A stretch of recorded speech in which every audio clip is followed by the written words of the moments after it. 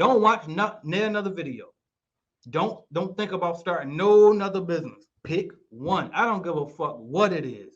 It ain't got to be cleaning. You ain't got to be a Clean Biz Network. Fuck it. At this point, go buy a franchise for you. Go buy a franchise. At least they'll guarantee that you gonna have some type of start. Damn, you ain't gonna make that much money with them. But fuck it, just do it. That way you can get started. You get your feet in the water, and you realize it ain't that damn scary after all, is it? Come on, dog. We from nothing. We from the hood. You know what I mean? You can.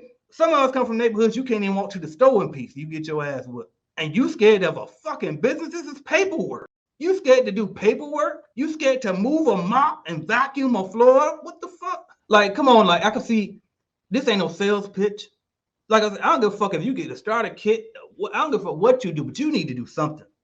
Either do something, start a business, or stop following entrepreneurs who teach people to do it. Just stop. Because apparently you bullshit.